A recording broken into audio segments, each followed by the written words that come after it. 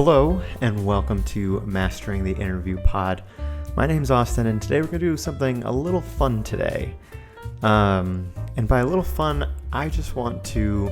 there was an article, and I want to read kind of the 30 worst job interview stories and experiences. And I just kind of want to do a little bit of reaction video just to kind of see, kind of what the worst is out there. So, without further ado, I just kind of want to jump right into it because there's a lot of good content out there in terms of horrible job interview experiences. So let's take a look, shall we? All right. So the first one here. I interviewed with a hedge fund who asked why I didn't have my internship my first summer of college. The answer, my Nana was in a coma and I was caring for her. They then asked, I shit you not, so your career doesn't come first. I asked in an interview there and then. Yeah, that's pretty terrible. That's a pretty awful interview experience. I mean, for sure, when you have someone who's on the other side of the table and they aren't really understanding or reciprocating kind of the empathy as they should. I mean, everyone, goes through a lot of different things. A lot of people, have a lot of stuff going on in their personal life. So, don't judge a book by its cover or just kind of, gaps in the resume or whatever it is, because you don't know their personal life. So if you're on that side of the table, definitely just take a moment to kind of be empathetic and understand, if there are things happening in people's lives that, they have to talk to. So definitely a horrible job interview experience. All right, number 2. Interview at Game Station when I was in my late teens. The manager asked me, "What do you think you'll bring to the company?" I panicked, not knowing what to say, and just blurted out, "What have you brought to the company?" He gave me the job on the spot instead of answering. I mean, that's fantastic. I mean, what a great way to turn it around on the interviewer. I think that's, I actually don't think that's a bad thing. Without being probably a little more respectful, you can say, what have you also attributed to Game Station? These are things that I've done in my past, so I can kind of mirror them or tailor your answer based off of the things that person might have done if you had almost done, similar things at other places. But when you catch the interviewer on their heels, that's not bad. That's pretty funny. All right, next one. IT job at a law firm. Him, you're currently at a law firm. Why law firms? Me, interesting people. Take your firm. T. Boone Pickens is a client. Him, condescending. Well, it's not appropriate to divulge client names.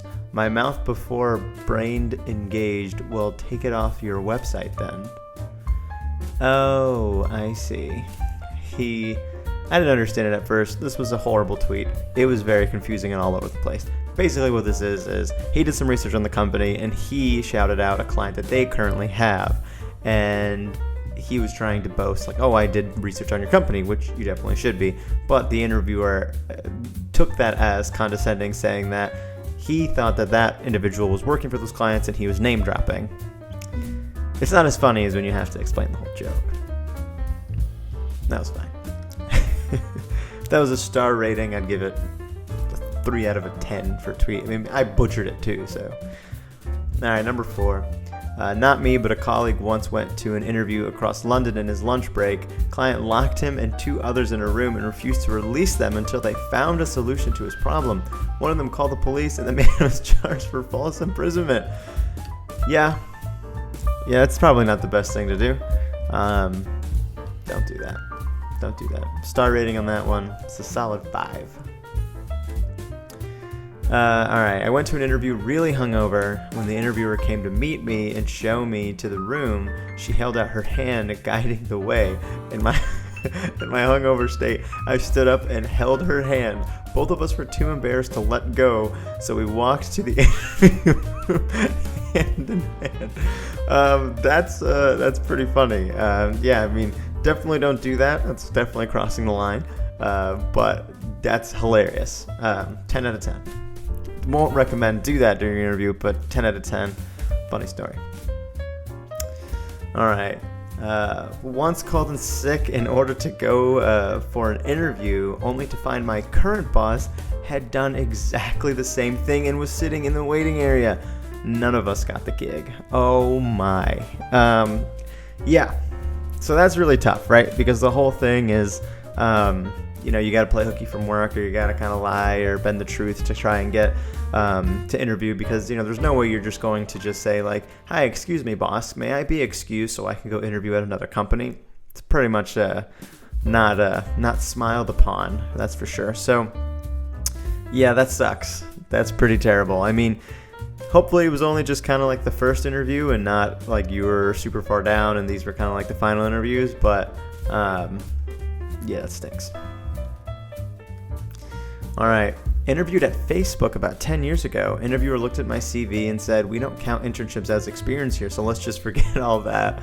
And then the person, those weren't internships. I went to college part-time and worked full-time to pay for it. Dead silence. I don't understand why some places look at internships as not really much experience. If you are applying for something that's relevant, like if you're applying for something that's within that industry, I think that's definitely fair game to add your internship in there.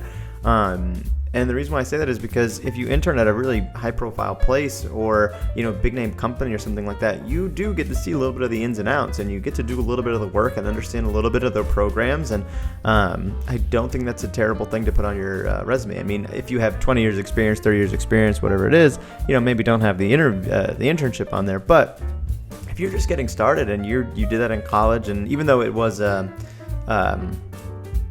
for him it was a true experience, he had to pay for it and everything like that.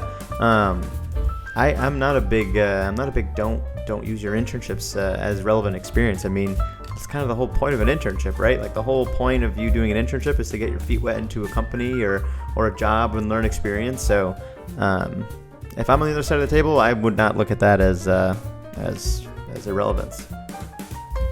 All right. I interviewed a Russian lady and asked her about empathy on a debt collection call. If someone was to cry, how would you react? Her reply, tears cannot help you. So that's another thing too. At the end of the day, whatever you do, it is a job and it is a business. That's one thing that I think that a lot of people kind of mistake sometimes in terms of their job. If you're leaving a company and the people around you are treating you differently or whatever it is during your last 2 weeks, they have to understand that at the end of the day, it's a business. You're doing what's best for you.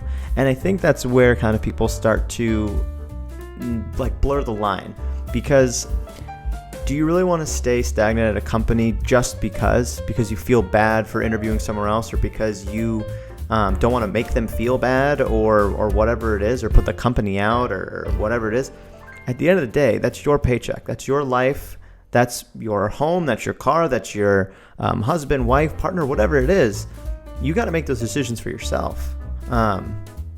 Yes, there is loyalty, obviously, with companies. Yes, there is, moving up the ladder and everything like that, and showing that, you are a steady employee and things like that. But you have to be honest and real with yourself to make sure that there is a growth path for you. There's a career path for you. If there isn't, it might be time to reevaluate. But in relation to this, the reason why I find it funny is because, she understands that that's part of her job. As a debt collector, you got to do what you got to do. I mean, that is your job, and your main responsibility is to collect that money, and you owe it to the company that you're working for. And unfortunately, that's just the business that it is. So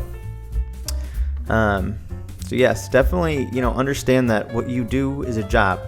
It can be a passion for sure. It can be whatever, but we are here to make money. All right. I arrived for an interview to see the building I was trying to enter was cordoned off as someone had been murdered outside. It involved a row between people I would potentially be working with. The interview took place in a cafe. I got the job and stayed for 8 years. Good for her. Good for that person for not letting that deter her.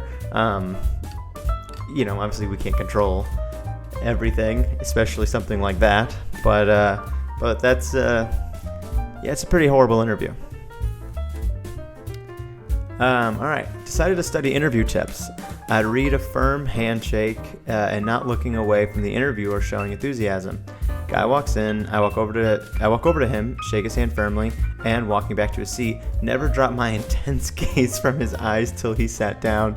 He was terrified. Yeah, so there's definitely going a little overboard. They always tell you definitely firm handshake. That's kind of number one. And two, always make eye contact. But it doesn't necessarily always mean that you need to be staring them down and intimidating them, because they feel much more uncomfortable if you do that. So that's actually really funny. All right. As an interviewer for a child's charity, candidate was banned from contact with children. Candidate found out their friend died in the Zimbabwe mall terrorist attack mid-interview. Candidate farted loudly, then burst into tears from embarrassment. Yeah, so from the get-go, probably not the best person to be interviewing for that job, right? So, while funny, tragic, sad, 4 out of 10. Got date wrong, ended up at interview after dentist, arrived late and flustered, 2-page questionnaire to fill in, stabbed finger lifting staple to read second sheet, try to drink coffee with numb mouth, came into my interview slurring, dribbling coffee, and dripping blood, still got the job. That is hilarious. Whatever it takes, even if you flub the date or whatever it is, you went to the dentist, you did your best, whatever it is. You know what that shows? That shows heart, that shows determination, that shows that you really, really want it and you're getting after it. So kudos to that guy. That is so funny. That's great. And side note, I once interviewed for a job right after my apartment flooded, and I had all my clothes were ruined, all my really nice suits and stuff were ruined, so I kind of pieced together a really makeshift suit for my interview, and the first thing that I even said to them before was I apologized for the way I dressed because I let them know that my apartment flooded. It wasn't to score points or to get empathy or anything like that, but I didn't want in their minds to think like, why is he not dressed appropriately for the job? So, that's why. Dressed for the interview, found the guy who was supposed to interview me kneeling on the floor with a sheep whose face had been horribly lacerated by a coyote. Guy says, "Can you help me out here?" Spent an hour on my knees in a puddle of muddy water and blood. Sheep lived. I was hired. What possible job could this have been for? What? 10 out of 10. I was interviewed by a panel. They asked me to wait in another room. After an hour or so, I went to find someone to find out what was happening. Turned out the panel had argued about me and gone home. They forgot they'd asked me to wait in the other room and didn't tell anybody. Yep. So that's unfortunate. A lot of times when people are interviewing other candidates and stuff and they get really locked and heated into discussion, they completely forget everything that happened, or the little pleasantries that happen, before and after the actual conversation, and they just kind of will take it for the actual interview. That's the only part that they're focusing on. So that doesn't surprise me that something like that happened, because I feel like that's pretty common. But unfortunately, that had to happen to you, so I'm very sorry. I will do one more. I went to an interview at a shoe shop after dropping out of uni and moving home. Wasn't feeling great, so I thought I'd spice things up by speaking in a Scottish accent. He's not Scottish. Ended up getting given the job and had to pretend to be Scottish for 8 months. See, that's when a lie just goes on for way too long, and I never understand that, right? Just be honest and just be confident. You don't gotta do any of that stuff, right? Why? Why would you do that? Like, you only put more pressure and stress on yourself for those 8 months, and I can't even imagine the relief that he felt after the fact, once he had to drop the accent and he could move on with his life. So, just be honest. Don't fake accents in the interview. Oh, come on. Don't do that. Well, anyways. So this is me kind of reading the worst job interviews that are out there. There's so many out there. Got a good handful today, and I'll definitely be doing this again because it's actually really funny. So drop in the comments if you liked it and anything like that. So like, subscribe, do all that stuff. I'm not here to to beg or anything like that. If you like it, you like it. If you don't, you don't. So with that, this is Austin, mastering the interview. And that's that. Have a good one.